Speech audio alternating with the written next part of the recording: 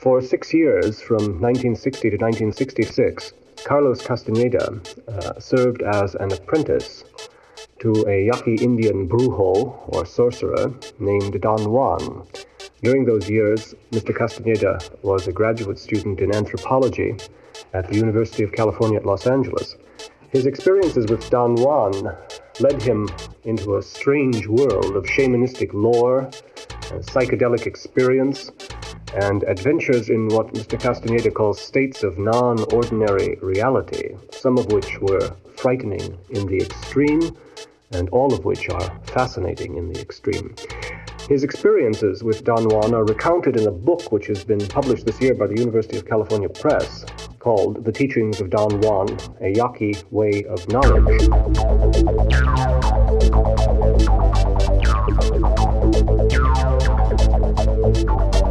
I met Don Juan in a rather fortuitous manner. I was at the time, in 1960, I was collecting ethnographic data on the use of medicinal plants among the Arizona Indians. And a friend of mine knew about Don Juan. He knew that Don Juan was a very learned man in the use of plants. And one day, we happened to see him at a bus station. My friend went and talked to him, and then he introduced me to Don Juan.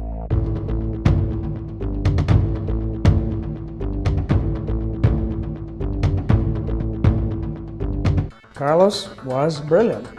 He could have been a legitimate scholar. Legitimacy bored him. He liked playing tricks, and he used his brilliance to play tricks. And his tricks made him rich and famous and got him on the cover of Time magazine, which didn't happen to most of the people in the university. He was really in control of this whole phenomenon. He was this grandiose narcissist who felt he wouldn't be loved otherwise, and like some spiritual people say about Hitler, he did it for love. It's certainly got to be at least true of Castaneda.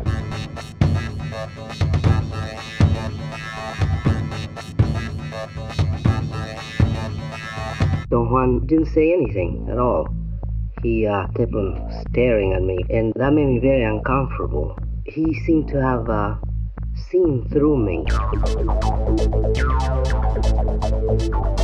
I really believed he became so close with his own teachings that he wanted to burn from within and go join Don Juan, even if that was a fictitious person that he made up.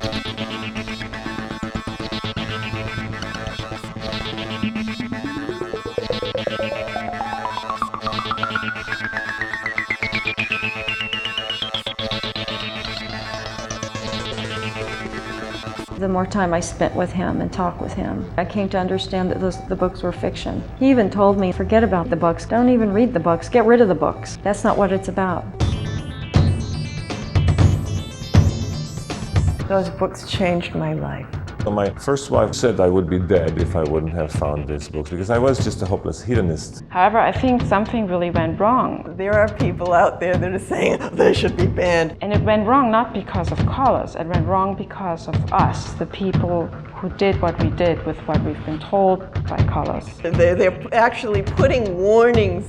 They're going to bookstores and putting warnings in the books. Read this at your own risk. It infused my life with magic, a mystery, purpose, and I picked up the trail.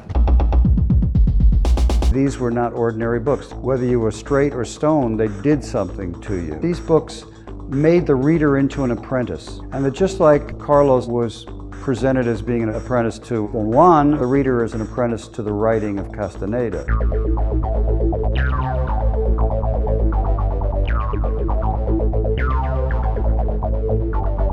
As an anthropologist, reality of consensus is only a very small segment of the total range of what we could feel as real.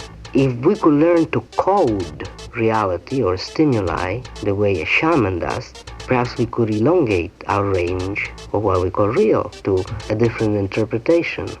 But the only way we have to code it is as hallucination, madness, we cannot conceive that one could do it. He was just impossibly vital. Every day was a new, strange command, an excitement, a new vista, a new adventure. I mean, he delivered up a 12-ring circus. He was the Wizard of Oz.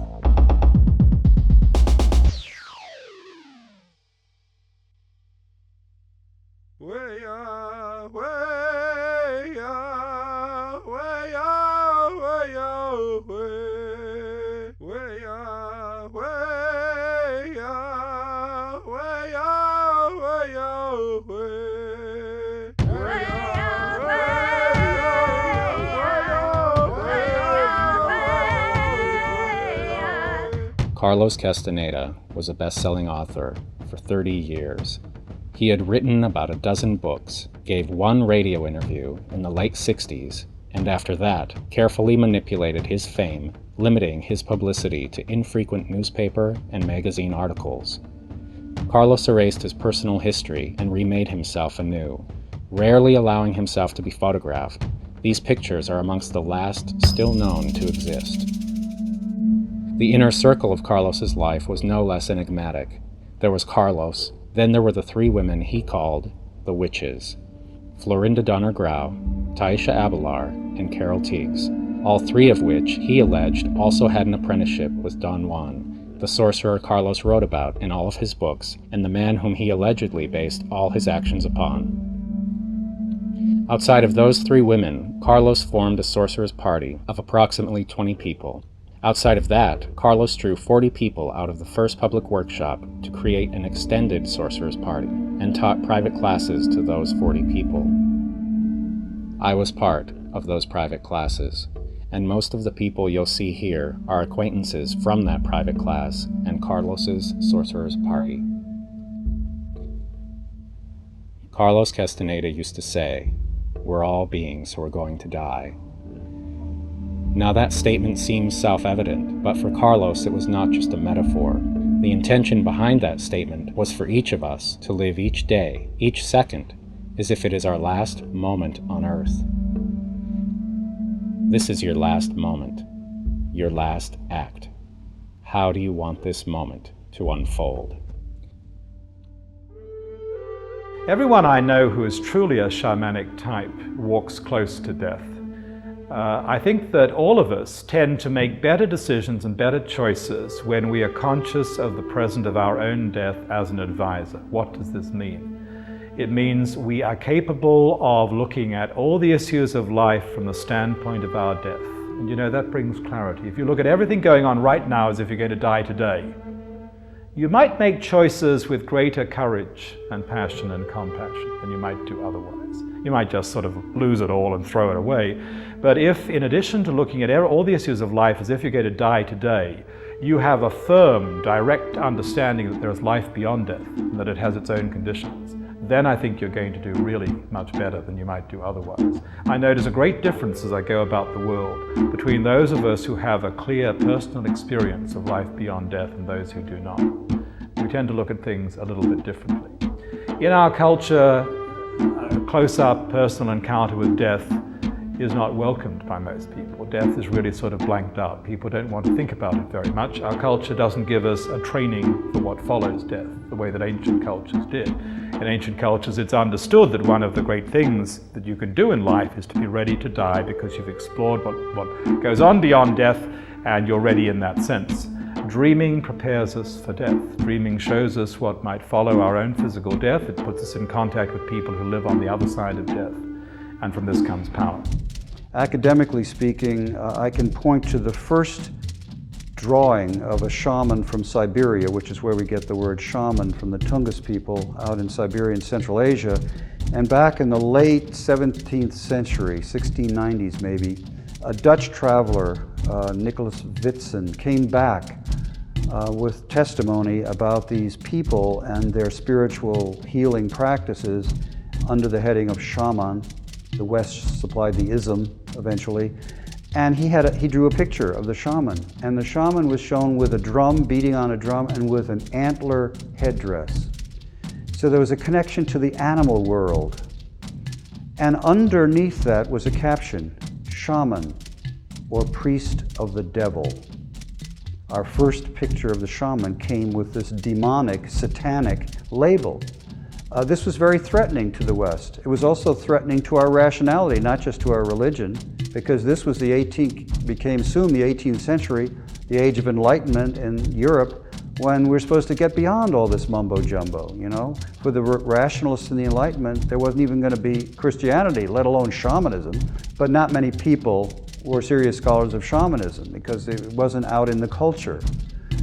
We'd heard about medicine men, we'd heard about Black Elk maybe, the Native American figure, but there just wasn't much about indigenous shamanism or this way of spiritual healing until Castaneda brought it into the wider public. His MO, I think, was primarily to entertain, to be the center of attention. I believe that he was compelled to do a lot of what he did because he was a narcissist who is the kind of person who turns into a charismatic leader, especially if they have a great deal of intelligence. They sort of develop this uncanny, almost supernatural ability to read people, to figure out what people want in order to get the attention that they crave. And I think he was fortunate to have picked a subject to write about toward the end of the 60s after Timothy Leary and other of the hallucinogenic pioneers had already sort of created a lot of media attention and a lot of interest in hallucinogens. He seemed to be coming out with a real ethnographic account of drug use and visiting other worlds that hit the scene at just the right time, and he had the credibility of a degree from UCLA and a foreword by the head of the UCLA anthropology department, giving him a great deal of credibility, and that's, I think that's what he owes his initial fame to. I have spent a lot of time in my life reviewing scientific reports and looking for things that are wrong with them, and which most people who read scientific literature do. I mean, it's not something that's peculiar to me. And I applied this to Castaneda's books. There are three kinds of evidence in the books. One is the internal inconsistency of Don Juan's character, and there are many other internal inconsistencies. A second kind of evidence is the inconsistency between Castaneda's desert and the desert that has been observed by people who actually went to the desert. Don Juan and Carlos run around all over this desert at all hours of the day and night. They never get bitten by a mosquito. They never become overheated. They have all kinds of adventures that would be very difficult in the real desert. There are no details about the desert that seem factual, which suggests that he wasn't there. And the third kind of evidence is I put together 200 examples of echoes from the literature written by other people about all the things that Castaneda is writing about. And the language of other people comes out of Don Juan's mouth. And the dates when Castaneda wrote these things come shortly after the dates when they were published in the literature, or when the new edition became available in the library or the bookstore. It adds up to a pattern of constant reading and transformation of literature into story, which was his working method. Okay, I'm going to right now go for something critical. I mean, I think it's critical because people ask me all the time. And I don't know if it's something you wanted to ask me, but people seem to think that Carlos was sort of a P.T. Barnum type, a real con. And I think that Carlos really was a seeker who believed in what he was doing. And if you weren't there for that call, that was an omen that you weren't energetically available. Carlos, whether he was crazy or not, I don't know, but he believed this. I don't think he was in it for a buck at all. People say he was in it for women. That's a very complex subject. Perhaps he was in it for kind of love and attention. I'm prepared to say that. But he was not cynical in the sense that he's being portrayed. If you just think about the fact that millions of human beings on this earth felt such attraction for that book, just for that reason, we can deny he was a genius in terms of writing books. Which means that for a reason that we cannot understand, when he was writing, in the middle of the human mundane goals, the force of the spirit was following through. And that was from the spirit to the people through this writer. That should be a really, really strong impact on his life as a human being, receive the weight of the energy, the impact of the energy of so many people admiring him and calling him nagual. Probably that was the most dangerous step he undertook, saying, I am the nagual, I am the one, and the rest is bullshit. I guess he really make a really, really dangerous movement in that moment, because then millions of people look at him and focus their attention and their energy on him, seeing him as the one, in some way as a guru. That should be an incredible pressure. We have heard about people who get crazy just because they get rich and they don't know how to handle the power of money. But this was not only about money, it was much more about that. It was about a dream.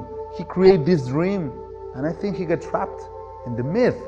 By doing so, he made a big contribution for humanity, but at the same time, I think he paid a really big price. I think he was devoured by his own myth.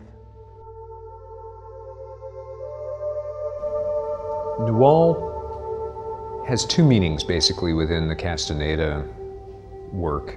Nagual is the non-ordinary world, the unknown, which is quite a different use from the way that native peoples in Mexico and other parts of South America use the term nagual.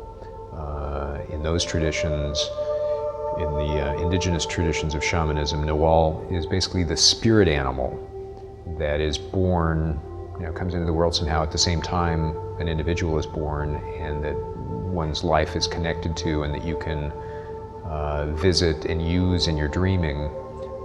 Castaneda didn't use it that way at all. He said that Don Juan said that it means the unknown and the unknowable and non-ordinary reality, and so Castaneda used it in those senses, and they also use the term nagual as being the title of a so-called double being, a man or woman who has twice as much energy, because they have, instead of the usual 2 balls of energy within their luminous egg, they actually have 4, supposedly, and that gives them the additional energy they need to be an intermediary to the unknown and non-ordinary reality for other people.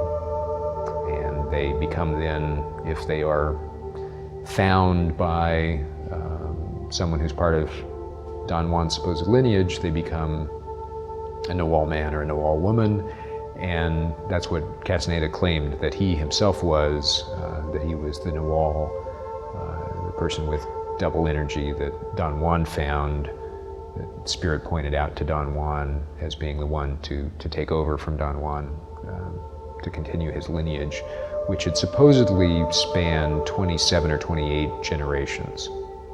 Florinda used to say about Don Juan or about Carlos, and I don't actually believe there was a Don Juan, for the record, but she used to say that when the nagual was with you, he was totally focused on you. His mind was not elsewhere. And when he left you, he was not thinking about you. And this was the transcendence of humanness, where we think about the past, we fantasize about the future, but we're not present. And I don't know I have no idea what went on in Carlos's mind when I wasn't there, but I do know that when he was with me, when I was alone with him, it was an experience of pure intensity. For me, this is a very, very important differentiation, a very fundamental differentiation, the one between the person, Carlos Castaneda, and what I understand, the entity which I understand as the nagual.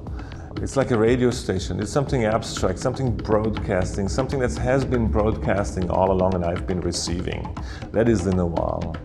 And the most personal or most concrete it's ever gotten, this concept of nagual, was it's sometimes in workshops. I remember certain workshops like at the Bay Area and once at Anaheim, when there was just a magnificent energy of 1,000-odd people, and the nagual had a magnificent speech.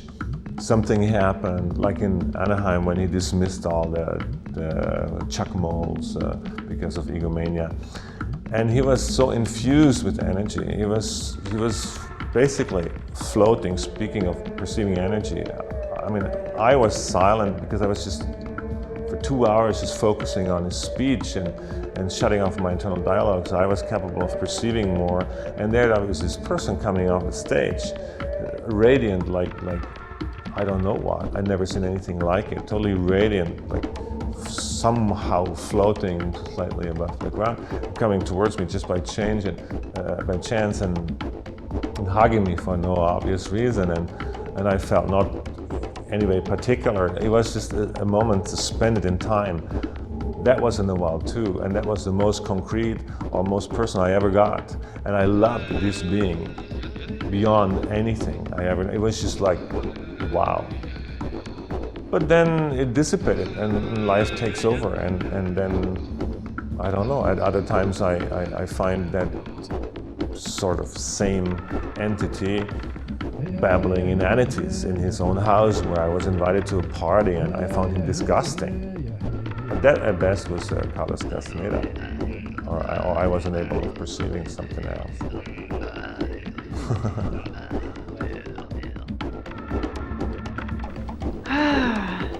That's what I wanted to believe. And do I think it? I don't know. That's where my uncertainty comes in. I really don't know. Who was he? You know? He was delightful as a speaker. He was more than delightful in the books, you know. He came across in the books sometimes as being very slow to get things, you know, but I always assumed that was to help us to be able to get it, you know. And the very first book, Journey to Ixtlan, when Don Juan says to him, "Are we equals?" You know, I closed the book and I said to Don Juan, I said, "Oh no, Don Juan, you're so much wiser than I am." And then I opened the book and Carlos is condescendingly saying, "Well, yes, we're equals," thinking all the while, well, I'm a scholar and you're only a lowly Indian who's never gone to school, you know? And I couldn't believe, "Carlos, what are you saying?" And then Don Juan says, "No, we are not equals. I am a hunter and a warrior, and you are a pimp." Whoa! It really got to the core of everything, you know. I doubt, without having the full evidence, because I don't know that anyone does, I doubt that there is a real, literal, physical Don Juan Matus. However, I don't think he's fictitious in the sense of unreal, because there is a power in his character that has taken on a reality that I call fictive reality, or imaginal reality, that's not literal, not physical, but fully real, has effects in the world. People live by this reality. They guide their behavior through their encounter with this fictive being, Don Juan. If this is fiction instead of fact, it did create a reality. It can be a spiritual path. It does suggest one learning that we could take out of this, which is to me extremely important, namely the power and reality of imagination. I mean, what is it that created the writings, if they are not factual? And what is it that created the reality in the minds of all us readers, if not the power of imagination? That to me becomes a kind of Western shamanic resource that any of us who are not from Sonora or not from Cajamarca, Peru, or wherever, can nevertheless have access to. And so I find Don Juan and Carlos in the books and outside the books as creating something that testifies to the power of imagination as a process, and it gives us a product of that process, namely the stories of shamanism, which have awakened us to this resource of the spiritual legacy of the planet. The Aborigines say that the big stories in life are stalking the right people to tell them. like predators in the bush. The big stories of life are hunting the people who will tell them. The big story of our lives, our personal lives, are hunting us. They hunt us in dreams. The bearers of the knowledge that belongs to us on the level of soul and spirit, that belonged to us before we came here, are hunting us. They will hunt us in dreams where our left brain inhibitions and everyday preoccupations are released. To do what? To put us in touch with what our larger identity intends for us. The events and circumstances of our everyday lives have their source and their meaning in a deeper order of reality. Traditional peoples, some traditional shamans, for example, say that nothing happens in ordinary life until it is dreamed. They're saying we not only see the future in dreams, but we create or co-create the world in dreaming for ourselves and maybe for the planet as a whole. I believe this is true, and I think if we're out of touch with that process of creation, we are limiting our world and limiting our experience of the world in radically awful ways. I say radically awful ways because if we're not in touch with that deeper experience of meaning, we will do things to ourselves, to our environment, and to each other, which we cannot do if we are in touch with the deeper nature and purpose of life. We cannot go on destroying our environment if we are in touch with this deeper level of reality. If we know that the world dreams and share in the dream of the world, if we know that the trees dream and share in the dream of the trees, if we know that the animals dream and share in the dreams of the animals, as all shamans know, for example, as we can know in everyday lives, then we cannot do to our environment what we've been doing. If we know that in dreams we can share the experience of other human beings, know what it feels to live their lives, know what it's like to walk in their shoes, then we cannot hurt them and harm them or even be indifferent to them the way we might be otherwise. If we know that dreaming is a deeper dimension of reality, a real world may be more of a real world than ordinary life rather than a fantasy world, then we can bring magic from that world into this one and we can re-enchant our lives.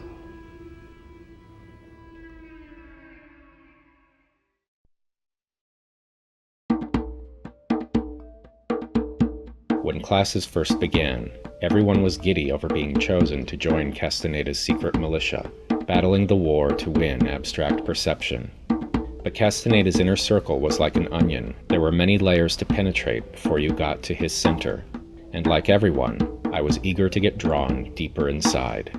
So I forced myself to the front of the room to get him to notice me.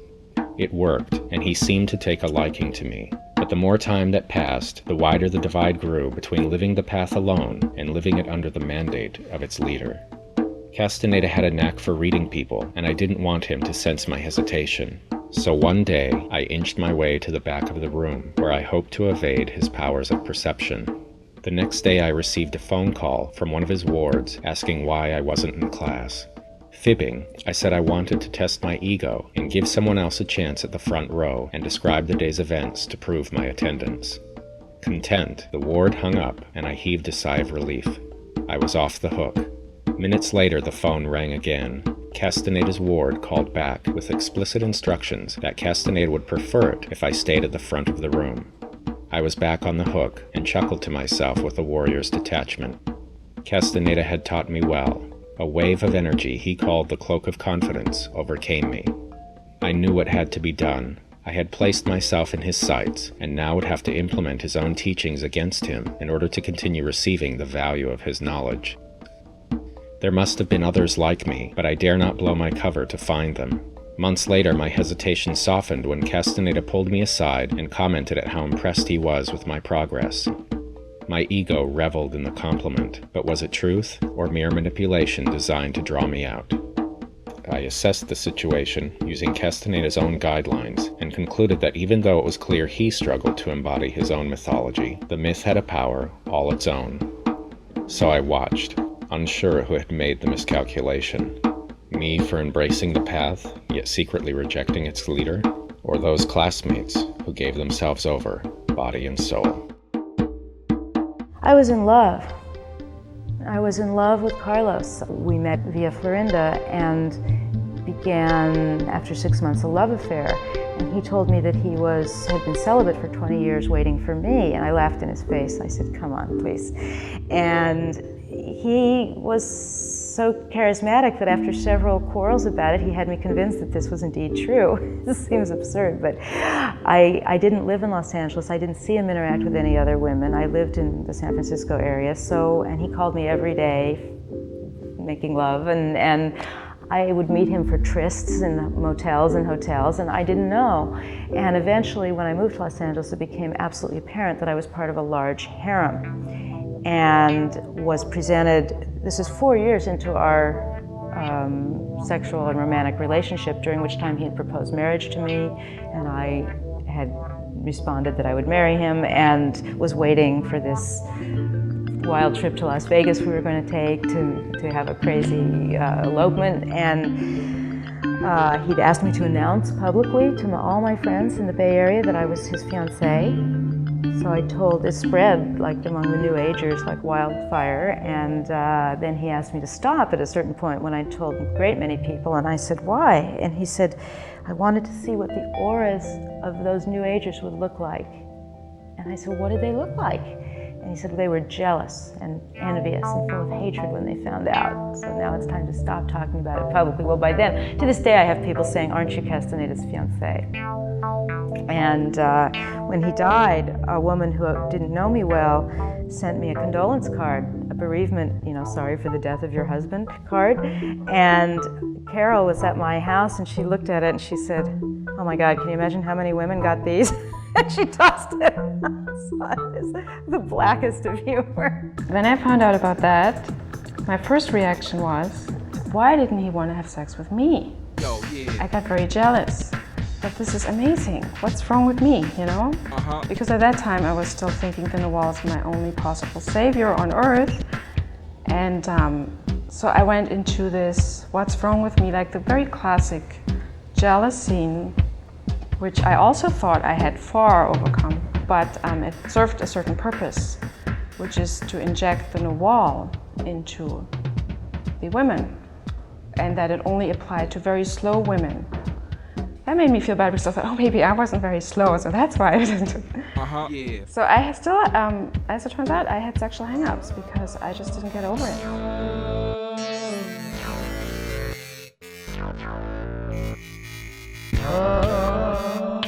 So I think he slept with so many people because he believed that this was the quickest way to hook them and impart them with his knowledge. He believed that his sperm changed our brains, that it actually, he intended to go to our brains. When making love, I was to intend that it reach my brain and alter it and free me from the shackles of my ego. And I think he believed that this was the case. I also believe he was greedy and he had issues with intimacy.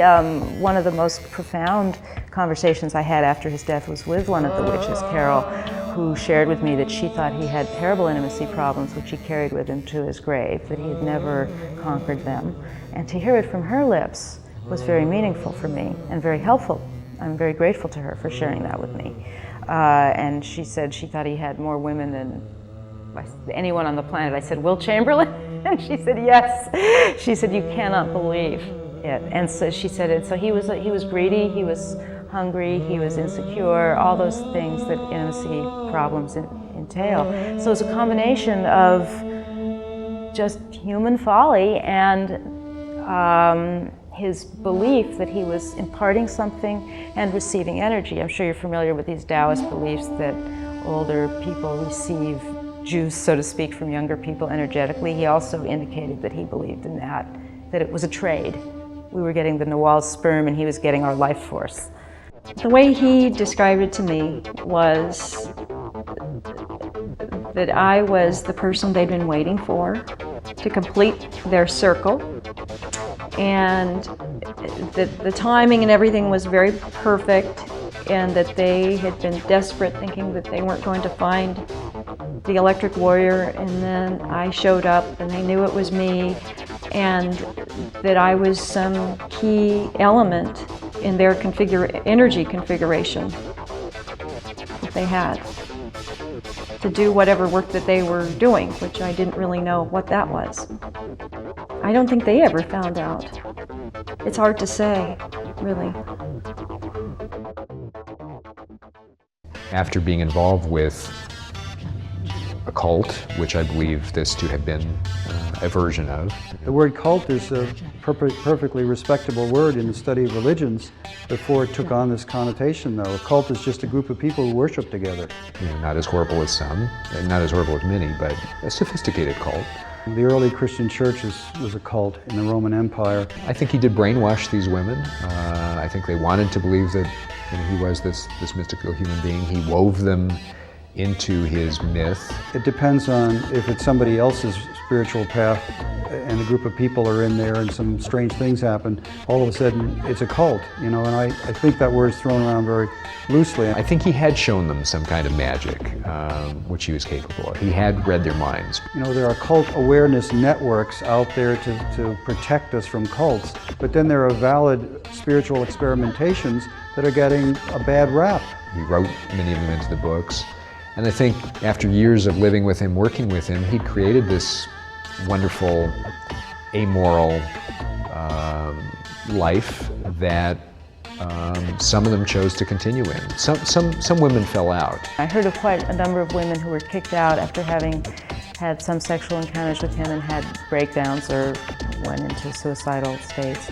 I became suicidal at one point, very seriously, and I had suicidal thoughts previously in my life, so it's not like I had never flirted with deep depression before, but this was by far the deepest I'd sunk. And he wouldn't speak to me at this time, and some of the witches spoke to me, and they said, "We don't care if you kill yourself because you're just trying to do it to get our attention." And I said, "Is there any way to die as a warrior?" I said, "I don't want to live. I have nothing to live for. I mean, you won't have me, he won't have me. I see no purpose to life." Florinda calls the world a sea of gargoyles. There's nothing in this world to love. And Carol said to me, "Well, if you really could die as a warrior, free of wish for people's attention, I think that would be a very noble choice. But I don't think you're there, and you just want us to pay attention to you, and we won't even know." Florinda said, "We won't even notice if you're dead. So don't waste your time." I never heard him promise me anything. Not one thing. And he told us over and over again that there wasn't anything that he was going to give us that we should expect. We came there of our own volition. And if anybody expected something more out of it, they were hearing something completely different than I heard. Incessantly he told us that he is an asshole, that he isn't worth shit. He told us we didn't want to believe it because we thought we wanted a guru, a holy man, and they had to have certain characteristics. But I think he had none of these characteristics. Probably on average he was a less I don't know what I should call it, but a less pleasant or whatever person than average. But he had an impeccable intent. And then he was just whatever he was. And this impeccable intent, this incessant fighting spirit, coupled with his South American mischievousness and ruthlessness or whatever, and forever feeding into this impeccable intent, that allowed us to pick it up and to turn it into something useful for us. And that is the nagual. This opening he created with his impeccable intent, not more and not less. And that's why it is controversial, because it is very much up to us what we do with this opening. And it is also controversial because we always focus on what the person did. But you see, there is another problem with this. Because any guru that goes out in glory is not a good guru, because he leaves only believers. And believers are not people who act, is not people who claim the knowledge. So a guru has to go out in a way in disgrace, if you want so. I mean, this is not new. Any Zen teacher, it is a known practice that a good Zen teacher has to dismiss his student at some time. But you see, you cannot dismiss somebody by saying, "Okay, now you learned enough, don't focus on me, you're on your own." It doesn't work like that. The student will forever be on his knees and thank his guru, unless he finds out that his guru was a piece of shit. But Unless this is very, very convincing, he will not believe it ever. So there has to be facts and data. So this is tricky, and I'm not saying by any way that the nagual or Carlos Castaneda did this all on purpose. I don't think he did anything on purpose. He just had an impeccable intent. And the intent at large, whatever this may be, it organized it in a way which in the end it has this liberating effect. I don't know, the spirit's, it's the spirit there. Forget the person. If you don't believe that the spirit's there, then it couldn't be there in any way for you. Either you believe that the spirit brought you there, the spirit controlled it. Carlos was a manifestation of the spirit, clearly. Why would we want to fight that issue? Then what were we doing there? Because we wanted to hero worship a man? No. We wanted to get close to the spirit. For me, coming from the Toltec tradition, seeing the brilliant parts of the works of Castaneda and seeing the crappy parts of some of his doings, it's just what we are. You know, in the Toltec tradition, there is this important symbol, which is the feathered serpent, Quetzalcoatl. The feathered serpent is different than the symbol of the Aztecs, where the eagle is killing the serpent, as you can see in the Mexican flag shield. But in Quetzalcoatl, the eagle is not killing the serpent. The serpent is what it crawls, is the mundane, the matter. The eagle is the spirit, what it flies. But the eagle does not kill the serpent. They become one. And I think that's a really balanced approach to what we are. Sometimes we're angels, sometimes we're devils. And we better do something about assuming that we are both, so we can do something about both sides, like making the good side, so to speak, grow and controlling and not letting the dark side to grow too much, so we can get to a balance. And then if we think about the figure of Castaneda in that fashion, perhaps we can see also the eagle and the snake. And I think this could be a good way to understand that. It's our responsibility to decide how we're going to approach that work. And I think that's relevant. Being able to rescue the valuable part and to take aside the part that is not useful for you. That's like more balance, and that's what I would recommend to most of the people to do with the books of Castaneda.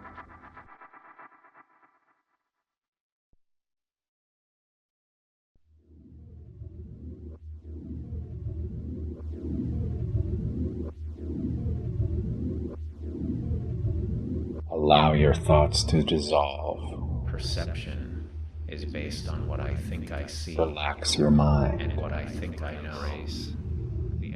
Release the tension. Allow your mind to slip away. Let go of fear.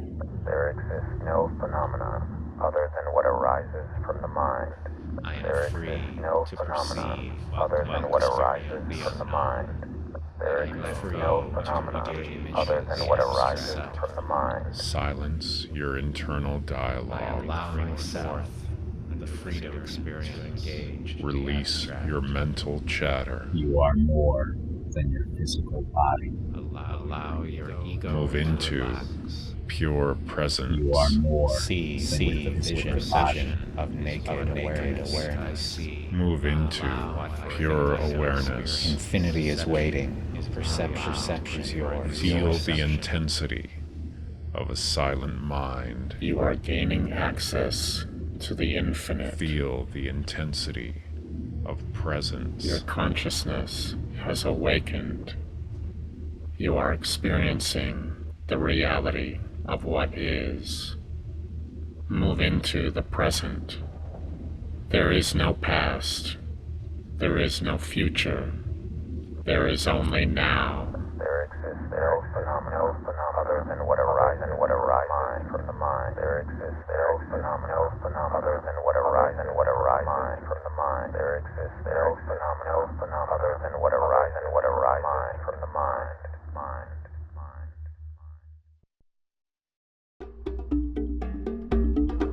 I went to this little dinner, and at that party he did give us some sorcerer's food, which was really interesting. And he had been preparing me for weeks on the phone, telling me he was making it, and that he was, one of the things he was making, he dug up a plant in Florinda's backyard and made it out of the plant that grows right in her backyard.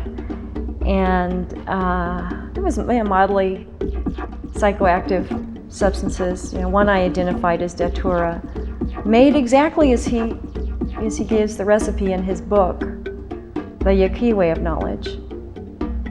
It was that jelly, and it was good. He's a good cook. And I don't know how much longer, about half an hour later, we were watching skits. And all of a sudden I just felt a little tingle, and I looked to my left, and Bruce Wagner was sitting there. We both looked at each other at the same time and had this little sparkle in our eyes. And I knew that I was coming on to something. I thought, this is exciting, because he had told me over and over, you're going to fly, we're all going to fly. And I was just hoping that I didn't get dosed with something that would make me go nuts. Did I really fly, Don Juan? That is what you told me, didn't you? I know, Don Juan. I mean, did my body fly? Did I take off like a bird? You always ask me questions I cannot answer. You flew. That is what the second portion of the devil's weed is for. As you take more of it, you will learn how to fly perfectly. It's not a simple matter. A man flies with the help of the second portion of the devil's weed. That is all I can tell you. What you want to know makes no sense.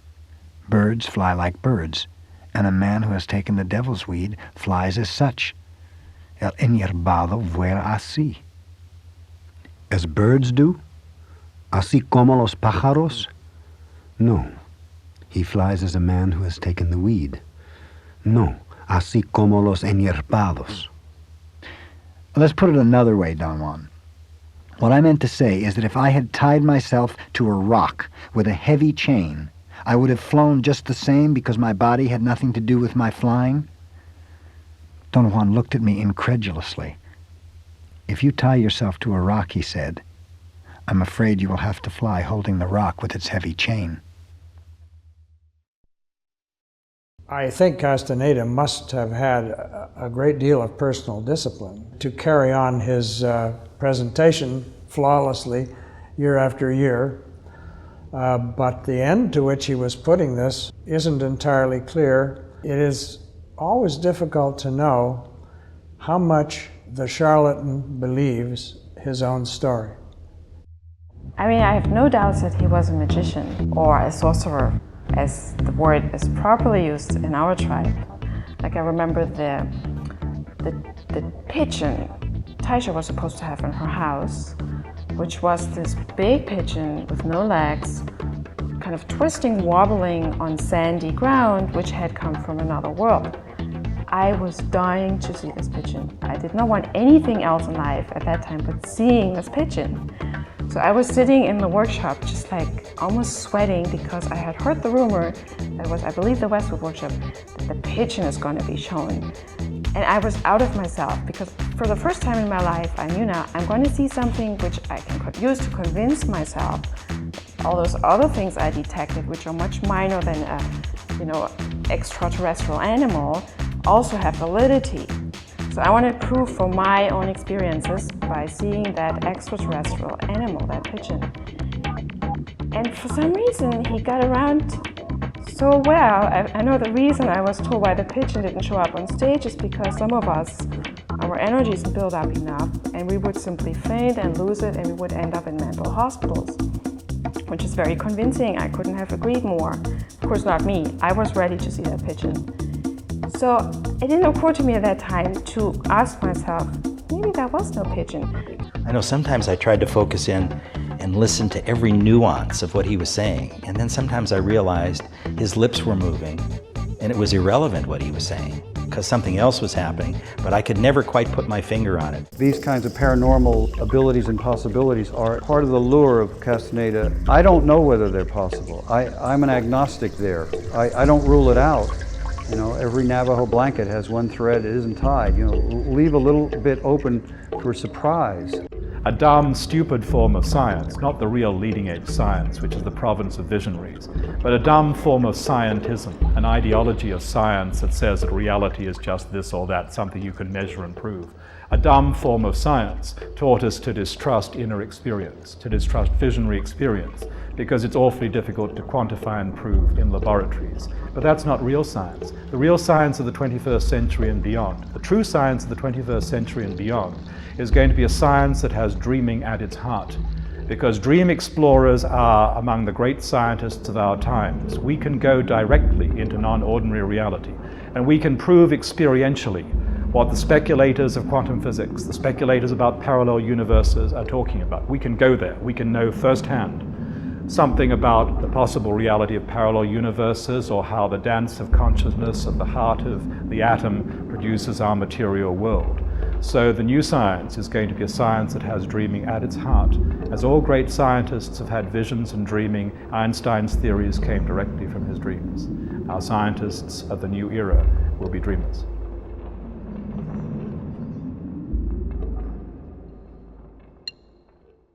The debate over the authenticity of Castaneda's teachings rages more intensely today than when the movement was at its peak. For an outsider, the polemic can be reduced to one simple question: why? For Carlos, this was a revolution of consciousness, and the goal was ultimate liberation from dogmatic ideology, imprisoning us both in life and in death. The training ground for this ultimate freedom began with the militant pursuit of techniques Carlos alleged would refocus personal energy and enable conscious immortality. The recapitulation was a technique used to review and release every personal interaction since birth. Inner silence was the stillness of mind which made abstract perception possible. The warrior's way was our own code of ethics outside of acceptable social norms. And physical movement known as Tensegrity redistributed personal energy in preparation for death's final leap, called burning with the fire from within. Combined, these techniques reclaimed feral energy vital to the survival of humanity, yet lost in a world lulled by domestication. Whether any of this was true or not, Castaneda's intense belief in these concepts made life in his world all the more alluring. But he warned it was a world our ego would fight to the death to disallow. Castaneda compared the ego to a hunted monkey. In the jungle, hunters catch monkeys with a simple trap, a jar filled with nuts. The opening of the jar is just narrow enough for the monkey to reach in and grab the nuts. But when it tries to pull out its fistful of nuts, its hand gets stuck in the narrow mouth of the jar. If it dropped the nuts, the monkey could run free. But it doesn't. It clings to the nuts, clutching tightly, even when the hunters come and easily capture it. That's our ego. It would prefer to cling to that which is known, rather than let go and set itself free. Why follow Carlos?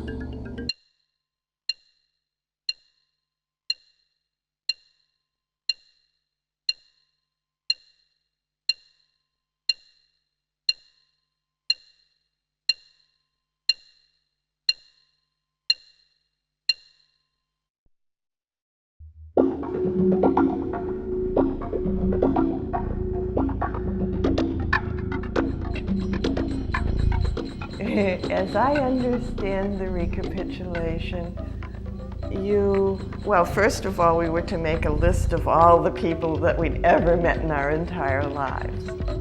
And that's daunting. He said start from the present and go back. For me, it was so much easier to start from when I was a little girl and then walk out into my neighborhood and find the places I went to and the people I saw. Was so much easier that way for me. But anyway, even that in itself, the idea of closing my eyes and seeing my house and then moving out from my backyard, and who did I play with in the backyard when I was a little kid? I mean, that brought back all kinds of memories and feelings, But the whole idea is to pick a person that you're focusing on, create a scene, and then move into that scene. And to me, it was you breathe in everything from the scene that you can remember. You breathe it in, and then you breathe out all the stuff that's put on you that isn't you. You breathe yourself back in from the scene, and you let go, people's judgments, especially if it's mommy or daddy when they're coming down on you for something. You breathe out those judgments, let them go, breathe back in the pieces of yourself that get scattered when those judgments come down on you. That's my understanding of the intent of recapitulation is pulling back the pieces of yourself and letting go the things that are put on you that aren't necessarily who you are.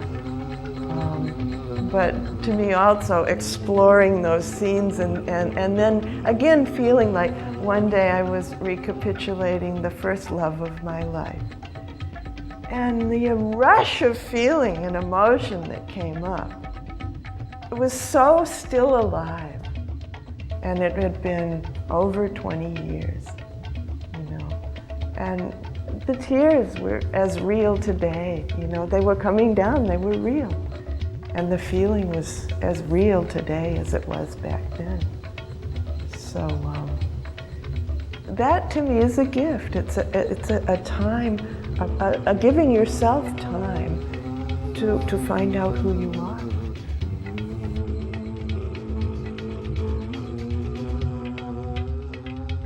Inner silence is the hardest thing to attain. And that is my struggle every single day, every single second, and probably I'm obsessed right now with inner silence. But that is the key for me. That is the key of everything. When you have the control of what is here and be able to say, shut up. And when that thing shuts up, then you can talk about business, you know. For years, I have truly tried to live in accordance with your teachings, I said. Obviously, I have not done well. How can I do better now? You think and talk too much. You must stop talking to yourself. What do you mean? You talk to yourself too much. You're not unique at that. Every one of us does that. We carry on an internal talk. In fact, we maintain our world with our internal talk. How do we do that? We renew it. We kindle it with life. We uphold it with our internal talk. Not only that, but we also choose our paths as we talk to ourselves. Thus we repeat the same choices over and over until the day we die, because we keep on repeating the same internal talk over and over until the day we die. The warrior is aware of this and strives to stop his talking. It's like life, and what is my position in front of life? What is my little voice telling me? It's telling me, hey, you cannot do this, you are crazy, I mean, forget it. I mean, that is what it's telling me all the time. But now I'm able to, hey, what are you saying? You know, I'm doing this, but this is saying something else. So there are like two different descriptions of the same, this is me, right? But this is my dialogue here, and this is what my body is doing. And how can I integrate what my little crazy voice is telling me with my body? Probably if I integrate these two poles, probably I can intend things, because my body is going to be working harmoniously with my mind. I'm going to be in control of my body and in control of my mind. There's going to be unity.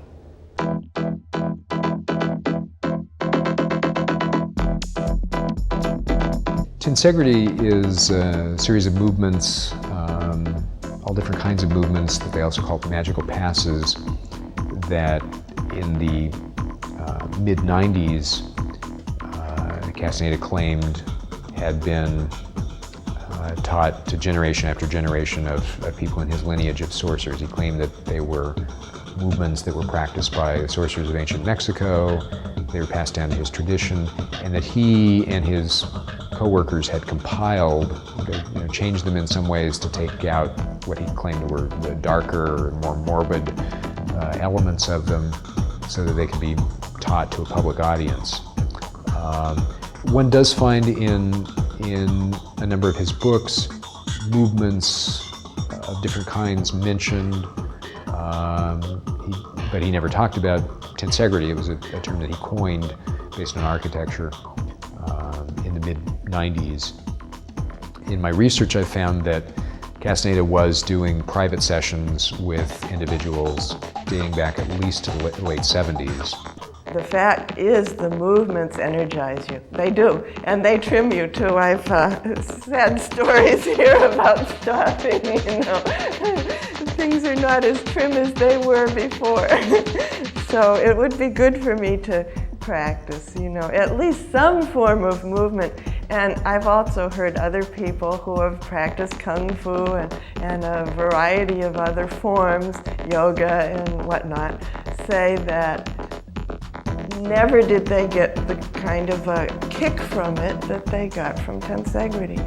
So, and these are not necessarily what is now known as true believers, you know. These are general people just saying, well, you know, I don't know what it is, but there's something that I got with the Tensegrity that I didn't get with these others. And a thought just crossed my mind, oh yes, there's been a lot of talk about placebo effect, you know, amongst the list people. And placebo effect is that when you believe something strongly enough that it will affect the outcome. Well, maybe that is what it was that got us all, you know. Maybe it was the belief that there was that extra added something and we were reaching for freedom. So maybe that was what projected forward so that we got more of a kick. I don't know. But my feeling right from the beginning was whether Carlos is telling us the truth or not, and there was something in the back of my mind that said that, whether he's telling us the truth or not about this coming from the ancient Toltec sorcerers, actually moving is what I need to do because I sit too much. And I figured at the very least, I'll get benefits from my physical self, and at the very best, I'll get what he's saying we'll get. Of all Castaneda's followers, one stood apart from the rest as the living epitome of his teachings. Her public presentation of the warrior's persona was so intense that she became the icon to thousands of his followers. That woman was Kylie Lundahl. I loved Kylie. I loved the passion that she had in watching her move. And I'm just getting goosebumps now thinking of her. Kylie believed not only in what Carlos was saying, but she wanted to attain that. And you could see it with every atom of her being, how she gave during these moves and her focus, her attention. I think she truly loved him. You could see it. And sometimes when I'd pick you up, I would see her running to the car to get him, and you could see it. She really, I think there was something, it was a dual thing inside of her. She felt love on a personal level for this man, but at the same time, there was respect because this was the man that helped save her, helped turn her life around, that she's following, and she's becoming a sorcerer, and so there's a dual level inside her.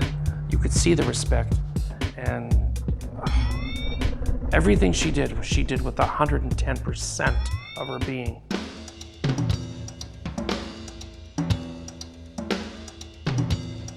Especially in the United States, life is so easy. I am coming from South America, and survival is difficult there. I mean, you have to really struggle to make a living and to have a decent life. I think that people there, for that reason, people is closer to the being that is going to die.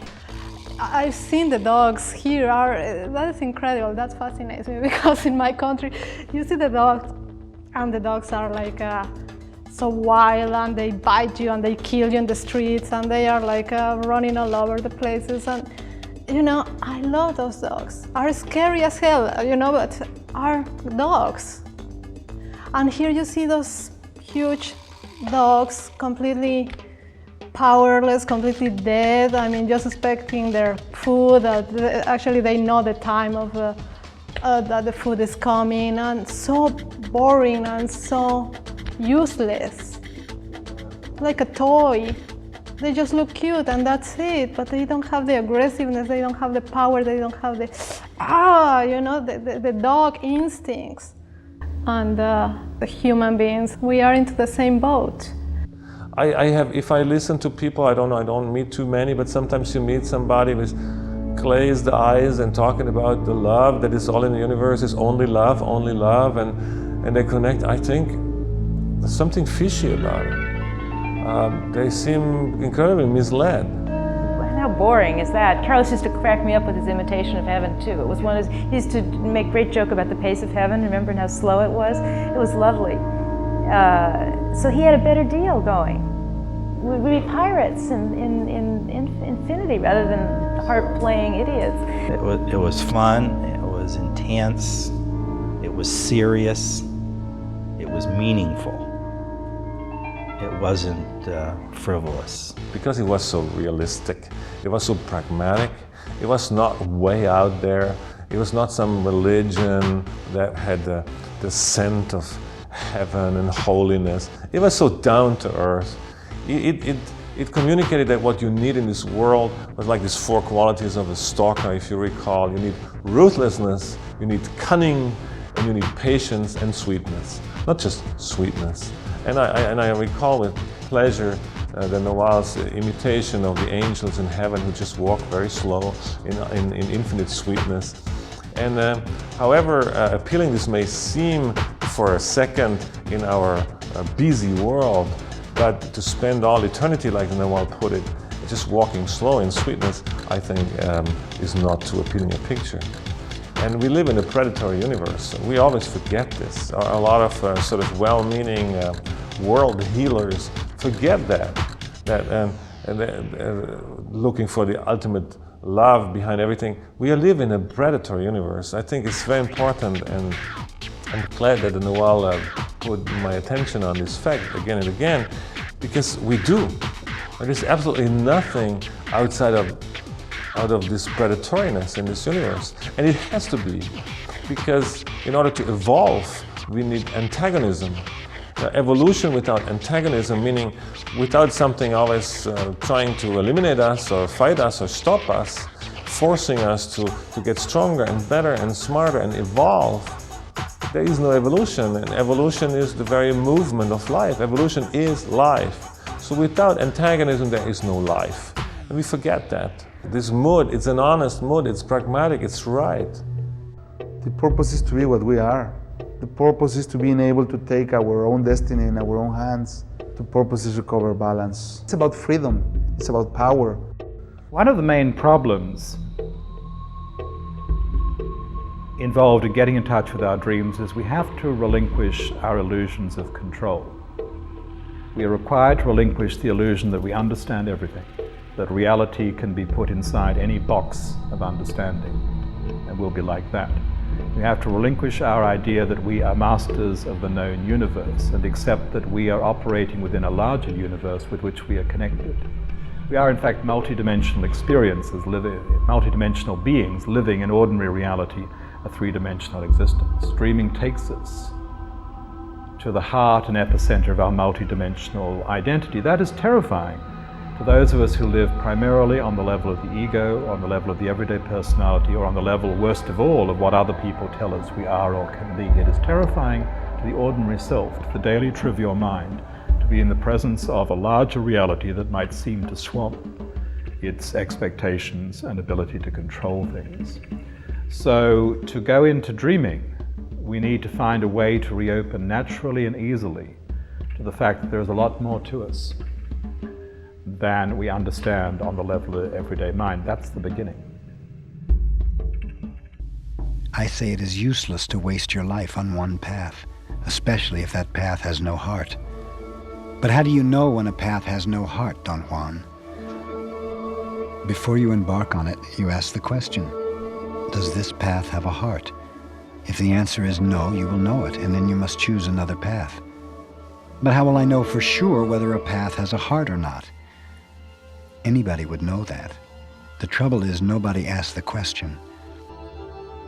And I think The only question in my mind that I would ask Carlos was, let's say a person is a layman who has never been at a workshop, never read a book, not even sure if the warrior's path is the path for him. But yet this person is interested and believes in the teachings and can be so impeccable in his intent and thought and focus that he can maybe hook and latch a ride when it's time. The only question that I had. It all comes down to me. Castaneda constantly reminded us that each moment could be our last, and promises of leaving this earth with him were repeatedly contradicted by assertions that this was a path we each traveled alone. But when our last days with Castaneda finally came upon us, few were prepared to sustain this ultimate blow. Classes were suspended the period before Castaneda's death, and during that time, we heard whispered reports that his energy was low. Months passed in limbo, and I quietly watched the few friends I'd secretly kept and wondered if the end of our time together was drawing near. Was I leaving with the nagual, or was he leaving me? For me, that's when the split between the man and his teachings became ultimate and clear. Castaneda said that every decision on the warrior's path was valid, provided it was made with the knowledge that it could mean our death. Years of watching the polarization between Carlos and his teachings gave me the confidence to accept my fate. It was time to heed his words and embrace my solitary journey. I resolved that regardless of what happened, my time with Carlos had come to an end. I chose the path over its leader once and for all. It wasn't long before that decision was put to the test. I received a call from Felix, who said he and another classmate had learned some significant news. Felix paused, then said, "The nagual is gone." He waited for my reaction, and it surprised us both when I told him the news meant nothing to me. Felix went on to explain that 2 of the witches and 3 of the highest-ranking women in Castaneda's group had also vanished.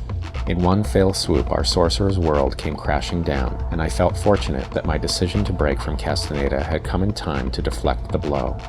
Felix took my reaction as an omen that it was time to tell the others. I agreed, although we both knew it would send shockwaves through our tiny enclave of sorcerers, and ultimately to an entire generation of readers as well. Was on CNN. Writer Carlos Castaneda dies or something. This is quite a few weeks after he actually had died. I do miss him because he always surprised me. Perhaps he surprised me because he went to his death never admitting any of the supposed trickster, hoaxish things that were involved with his work. Absolutely, and you wouldn't want him to, because it's like the Olympic Games. You want the perfect 10. You want the perfect performance. And Castaneda was, in my judgment, the perfect hoaxer because he never admitted anything. I was glad, really, that he was gone, because I didn't feel like he was accomplishing anything good for himself or for anybody else.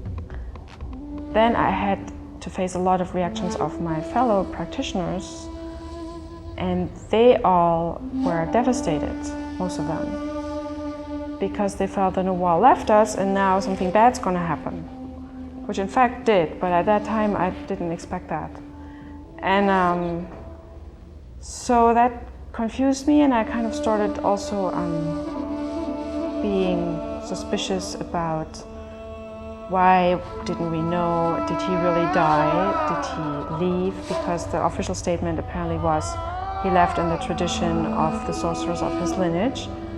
So I thought, well, then everything's fine, until I learned from all those people who did this incredible research that maybe he indeed really died of liver cancer. That caused some conflict in my thinking. I feel very far from being through with whatever that famous grieving process is. One of the problems was that when he died, we were all told very different stories about his death. in the in-group even. People think we all knew what went on. No, we do not. We all had there were different levels of intimacy with his final days, and we all knew different things. And there were some very elaborate tall tales told about the disappearance of the witches. I was very tortured because Carol, one of my reasons for wanting to break with her was that one day she would tell me the witches are dead, and the next day she would tell me they're alive, dead, alive, dead, alive, dead. And I needed to mourn or grieve if they were dead, and I could never get a straight answer. And one day she was laughing and saying, I'm the only one who knows.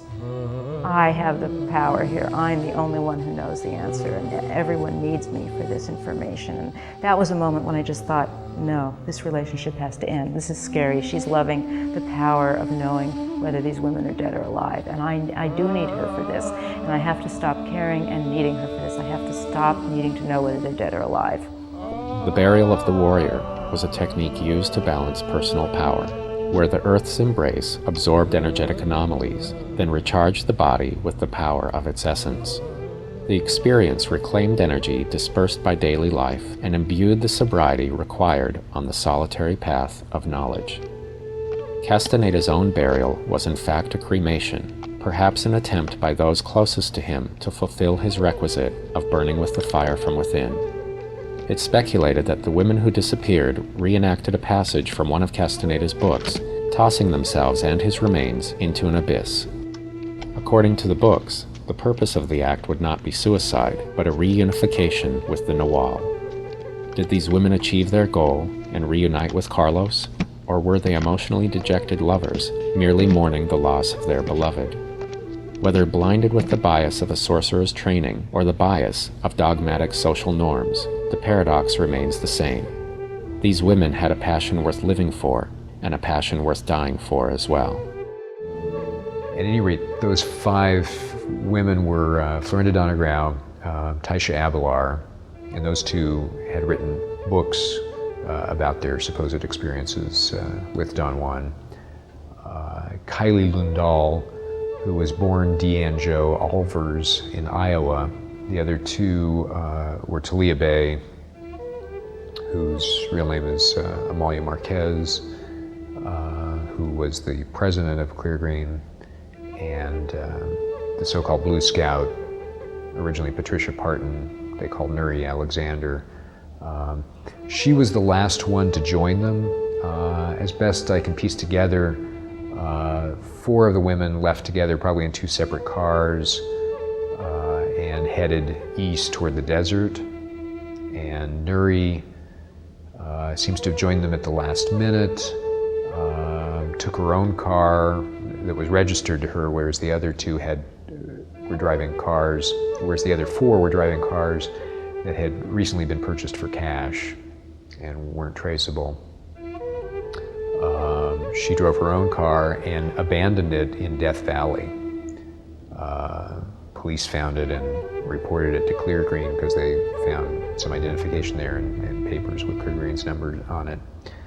And that's the last we know of them. The excitement of their life, I mean, what could replace the excitement of decades with Carlos? Being cast back out into the world. I mean, if they're alive now, life must seem dull. It might seem dull. On the other hand, I will say this, let me take a devil's advocate position for one moment. After he died one day, Carol and I were spending a lot of time together at that time, and I said, I have to say something to you, Carol, I'm relieved that this is all over. I'm so exhausted. And she said, we're all relieved. We're all exhausted. So their allegiance was absolute. There's an addiction to the adrenaline, an addiction to the love, and the tremendous adventure, and all the things we've talked about hoping to die with him. At the same time, we were all just afraid. I know a lot of people had thoughts of suicide, including people within the group and people who'd been close to the group. It came up for me, so I consulted the I Ching about it, and the I Ching was like almost saying, yeah, do it. So that made me work with it some more, and basically I started developing this idea about maybe going out to the desert. I knew that the car had been abandoned in Death Valley, and I thought of going out there and seeing what I could see, and if I had a feeling that it made any sense to jump off somewhere. You know, I didn't know what I was going to do, but that was sort of this thing in the back of my mind. But my air conditioning wasn't working, and somehow I could imagine a scenario where I might do something to myself out in the desert. This was getting close to summer, but I couldn't imagine driving hours in the car out to the desert with no air conditioning. So it took a couple weeks for it to get fixed, and during that time, basically, I sort of started to get a little more grounded. So then the wall was gone, the witches were gone, all my coziness, my home, my sorceric world blasted apart. And in this time, once I met with Corey Donovan, who is actually a good friend of mine, and he talked and talked and talked. He talked about all the things he had found out about authenticities and about lies and things that were not quite as we have been told they were. So he was talking and talking and talking. I just let him talk. And while he was talking, I sort of, I don't know, it came into my awareness, but at the same time, I also had present all my bodily experience with these people, with Florinda, with the nagual. So here he was talking facts, and here I had a very strong, 4 or 5 years of personal interaction. I had a bodily experience. And it was oscillating back and forth and back and forth, and there was absolutely no way to reconcile it. I did not fight Corey. I believed whatever he said. I had no problem with it. But on the other hand, it did nothing, absolutely nothing to my physical and bodily memory or experience of the magnitude of this interaction with these people, with this myth. So, and what it did, it created a magnificent opening in form of a cognitive dissonance. Just right then and there, the moon shining into my face in my old apartment where Corey and I was living. It was maybe a 1.5 hour event or something. And here I was, the biggest cognitive dissonance and opening I had ever experienced. And Corey was instrumental. He held open one side of it, and the other was just my energy body or my memory or whatever. And I walked out of his place so silent and so content as I could not remember. And from then on, I don't know, then one thing followed another, and suddenly, I don't know, at one point, I suddenly saw a light. I mean, figuratively speaking. I don't want to sound too new agey. I saw a light. It was like, and it was my own light. It was my very own navigation, my own light tower, which up to some time before the nagual has been. For 20 years I followed him. I followed his navigation. I followed his finger pointing the direction. And there he was, and finally sort of, I don't know, destroyed and yet not destroyed. And I finally had my light back. And it was not only enough of a navigation, things started happening again. Everything had been dead for a while, and things started happening again. Synchronicity started happening, my body started shivering again, my passion came back. My passion came back. And this was a passion without a goal orientation. And that was new. And that was all that was new. And I think it is still all that is new. I have a passion now which is not geared to anything in particular. And before I had a passion, a strong passion, but it had a very concrete focus. I thought I wanted to, I don't know, I thought first maybe I wanted to be powerful. I wanted to be a sorcerer. I wanted to have many women around me. I wanted to burn from within. I didn't want to be so stupid like the average population and die. I didn't want to die. I mean, this was the ultimate egomania, actually. And that's what some people now hold against the nagual. But, well, how do you motivate anybody except by pulling on the egomania? And then you drop out the floor like it so happened, and then now you're floating, and now you're grabbing, either you grab back for your egomania, that you've been right all along, and then you're gonna be resentful, and you're gonna hate the nagual. or you patch up, or try to gain time and nothing happened, or you just fall. And I didn't do that on purpose. I don't know. I just was lucky because I'm Felix. And I just fell and I didn't mind falling. And then suddenly I saw some light. And now I have a passion. And I don't care to die. I don't even interested anymore in anything. I don't want to be powerful, beautiful. I'm very happy with the one woman who shares my life with me. I don't want anything. But I'm so full of passion. And if you come in, check out our cafe, you should see that. It is all in red and yellow, and it's so full of passion. And that's so beautiful. And that's why I'm here today, because I'm so grateful. Because, I'm sorry. Yeah, I'm so grateful.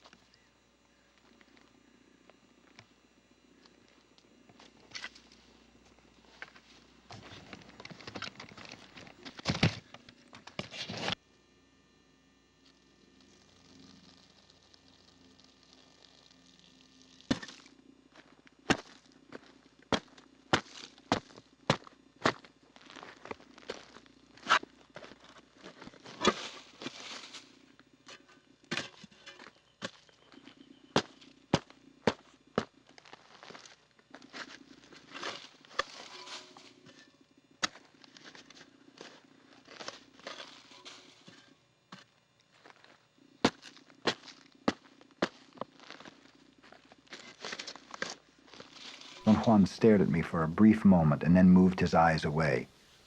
When a man embarks on the paths of sorcery, he becomes aware in a gradual manner that ordinary life has been forever left behind, that the means of the ordinary world are no longer a buffer for him, and that he must adopt a new way of life if he is going to survive.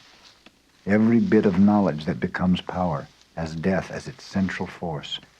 Death lends the ultimate touch, and whatever is touched by death indeed becomes power.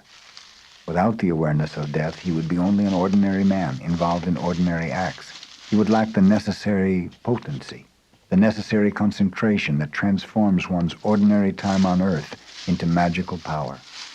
Thus, to be a warrior, a man has to be keenly aware of his own death. But to be concerned with death would force any one of us to focus on the self, and that would be debilitating. So the next thing one needs to be a warrior is detachment. The idea of imminent death, instead of becoming an obsession, becomes an indifference. The sole idea of being detached from everything I know gives me the chills, I said. You must be joking. The thing which should give you the chills is not to have anything to look forward to, but a lifetime of doing that which you have always done.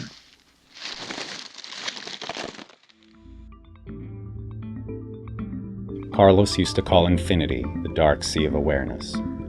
It was the sea in which we would all navigate our own awareness into that vast unknown for no other purpose than to explore its wondrous mystery. And though the chances of success were as futile as a fish that could fly, the struggle for that journey could not be denied by anyone touched with the yearning to break free. Carlos called it the solitary journey. He said that, although you will meet people in your life who are traveling along the same path or heading in the same general direction, ultimately you will face your death alone, venture out into the dark sea of awareness in solitude, and discover wherever it may take you. No promise of heaven, no promise of eternal life, only an endless struggle of the sublime en route to an adventure beyond that which is known. That's where Carlos was the true realist. He didn't try to sugarcoat the afterlife. He didn't try to sugarcoat our death. And I think those that were damaged most by Carlos are those that expected the most from him. If one engaged Carlos as a solitary being who was traveling down their own path and just happened for a time to find a man like Carlos traveling in the same general direction, then you would have expected little or nothing from him other than temporary companionship and a few shared moments of enjoyment, because ultimately how we shape our lives would rest on our own shoulders. So for me, I am left with fondness for Carlos. He was a true visionary. And when measured against the average citizen of this planet, he was by far a rare and inspired solitary bird.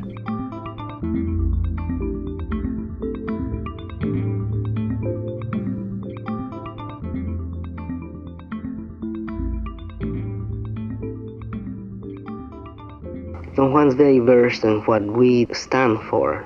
I think if I don't make the effort to render his world as a coherent phenomena, he'll go by the way he has for hundreds of years as a nonsensical activity. When it is not nonsensical, it's not fraudulent, it's a very serious endeavor. It's enlarged my sense of how important today is. And it's only the terrible impact of Don Juan's teachings that I came to realize how important it is to be here now. And it renders the idea of entering into states of what I call non-ordinary reality. Instead of disrupting the states of ordinary reality, they render them very meaningful. My effort to make sense of his world is it's my own way of, let's say, paying back to him for this grand opportunity.